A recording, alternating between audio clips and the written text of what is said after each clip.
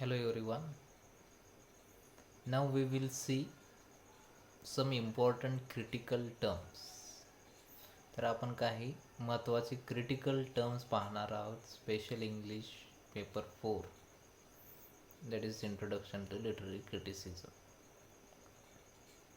So first critical term, allegory. It is a figure of speech in which abstract ideas, moral lesson and principles are described in terms of characters, figures and events.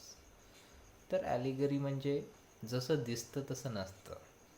All that glitters is not gold. जे चकाकतं ते सगळं सोनं नसतं. एक character असेल, figure असेल, incident असेल, त्याच्यामुळे काहीतरी सांगण्याचा वेगळा प्रयत्न असतो. दिसतं एक पण असतं एक.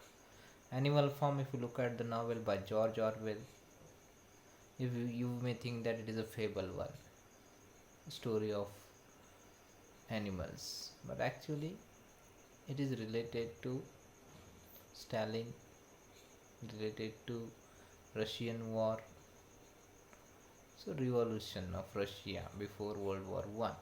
It describes. So this is the first critical term, allegory. There is difference between what it looks and what it is. Abstract idea, allegory, first critical term. Next one, second one, allusion. दुसरी जी term आहे allusion आहे. Allusion is a belief, brief and indirect reference. तर एखाद्या गोष्टीचं directly न सांगता indirectly सांगणं, to a person, to place, thing or idea of historical, cultural, literacy or political significance. तर एखादी गोष्ट इनडायरेक्टली रेफर करणं आणि त्याच्यातून काहीतरी वेगळी भावना व्यक्त करणं. It may be historical, it may be cultural, it may be political. Example, if you see, hey, guess who the Newton of our school is. The Newton, you know, gravitational law. So here Newton doesn't mean that Newton, but it means a genius student. Alludes to famous scientist, that is scientist Isaac Newton. तर त्याच्याशी comparison आहे. Indicator allusion is just indicator, symbolical one. So this is the second term we are having, that is allusion. Next,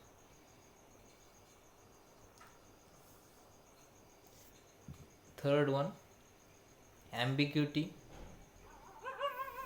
Ambiguity means, complexity, confusion. So it is a word, phrase or statement which contains more than one meaning. तर एखाद्या शब्दाचा, एखाद्या वाक्याचा एकापेक्षा जास्त meaning असतो. Confusing one, it is ambiguous one, confusing, doubtful, more than one meaning, multiple meanings. So it is ambiguity one. Example, if you see, a good life depends on a liver. तर त्याचं उदाहरण जर पाहायचं झालं तर एखादे example, a good life depends on a liver. Liver doesn't mean only organ or simply a living person.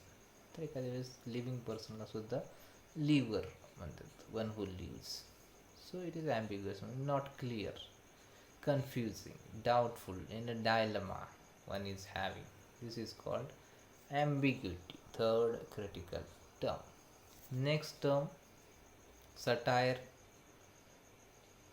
As you know, satire is a technique actually in writing employed by writers to expose or criticize the foolishness or especially corruption of an individual or society by using humor, irony, exaggeration or ridicule.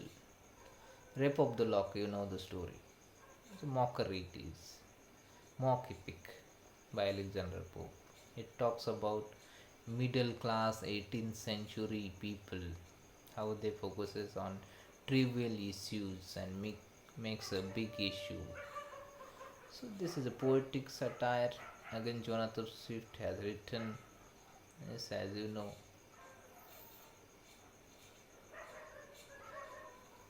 The poetic satire in which he has satirized the upper middle class of 18th century England. So this is the best example you find. Satire तर टीकात्मक असतं, एखाद्याची चुका, मूर्खपणा किंवा नालायकपणा दाखवायचा प्रयत्न, ते भ्रष्टाचार असेल सोसायटीमध्ये किंवा केअरलेसपणा असेल, ते अवेअरनेससाठी ह्युमरचा वापर करणं, एक्झॅग्रेशनचा वापर करणं. तर रेप ऑफ द लॉकमध्ये ते आपल्याला पाहायला मिळतं. एक छोटीसा इन्सिडेंट आहे, cutting of a lock that is hair, पण त्याला it has made a pride issue, great issue of the country. So this is the fourth term, satire. Next, fifth one, genre. Genre means variety, type. Genre means a type of art. एक प्रकारची art आहे, special related to literature. It may be of music as well. Characterized by specific form, it is connected with content and style. So in literature, if you see, there are different genres: fiction, narrative novel, narrative, poem, poetry, drama, short story, prose, non-fiction. All these are genres. Variety. So that is called genre. This is the fifth term. Next one, number 6, irony. It is some sort of discrepancy between what is expected and what actually happens. Irony means exactly contrast, opposite. जसं वाटतं त्याच्या एकदम opposite होणं, त्यालाच ironical म्हणतात, contrast. Gift of Magi if you see by W.H. Auden. So in the story, both wife and husband sell their best things to give the other one a gift. तर एक नवरा बायको एकमेकांना gift देण्यासाठी आपली आवडती वस्तू विकतात. But comes the gift for wife is useless because she has sold her hair. तर नवऱ्यानं तिच्यासाठी कंगवा आणलेला आहे, पण तिनं त्याच्यासाठी त्याच्या गिफ्ट घड्याळीसाठी तिनं स्वतःचे केस विकलेले आहेत. She has sold her hair and gold watch chain, the gift for the husband. तर गोल्ड वॉच चेन आणलेले आहे, is useless because he sold the watch to get the combs. तर त्याने ती वॉच विकलेली आहे. So this is the example आहे contrasting one. तुम्हाला वाटतं सगळं ठीक होईल, but it is exactly opposite one, irony. Next, number 7, metaphor. It is a figure of speech that makes an implicit, implied,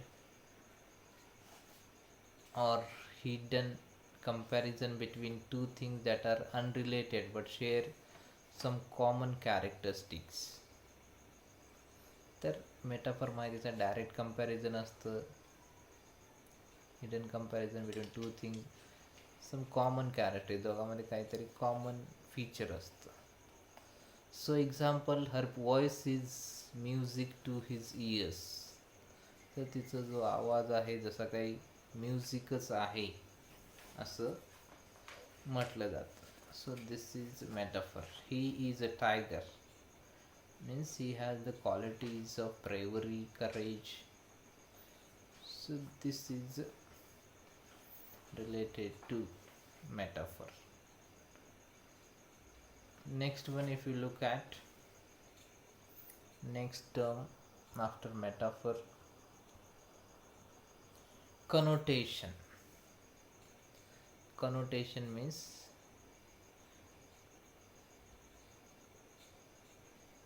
connotation and denotation.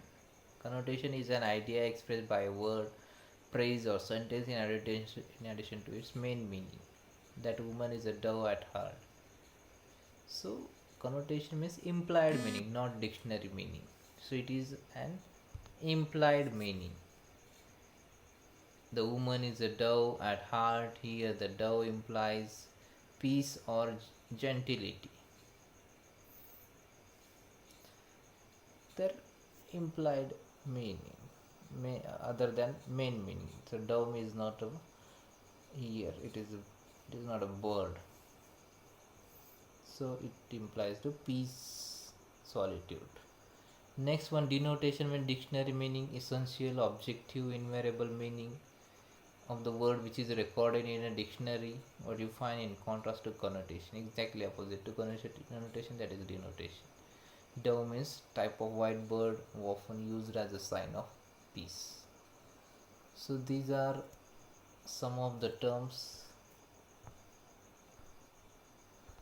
As again, catharsis is there.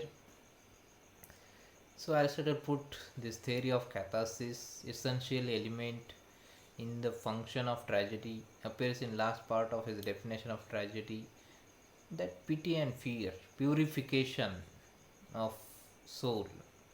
So that is done by catharsis. Catharsis एक भावना आहे, आपल्या आतले ज्या भावना आहेत ते बाहेर पडण्यासाठी जे पडले जातं पिटी आणि fear through, that is called catharsis. So especially it happens, misfortune is there, yes, occasioned by deserved misfortune, and fear by that of like ourselves, इतर कॅरेक्टर ऑफ आपल्याला वाटतं की जसं काही आपल्यासोबतच होत आहे, that is called fear or pity for that character. So in chapter 5 book 2 of rhetoric you find that kind of pain, disturbance due to mental picture of some destructive painful evil in the future, evil to come, काहीतरी white होणार आहे, must be near at hand not distant, फार जवळ आलेला आहे. So pity as a sort of pain at an evident evil of destructive or painful kind in the case of somebody who does not deserve it. जो deserve करत नाही त्याला त्रास होणार आहे, त्याचं वाईट वाटतं. He adds that evil is one that we may expect to happen to us. This thought arouses fear, आणि त्याच्यामुळे आपल्याला भीती वाटते जसं काही आपल्यालाच होत आहे. The definite surely tells us that two emotions are very closely, both are link to one. दोन्ही इमोशन्स कनेक्टेड आहे, पिटी आणि फिअर, सहानुभूती आणि भीती. This would mean that there can be no pity without being fear. Pity नसेल तर fear पण नसेल. The two feelings are aroused by our own self-regarding instinct.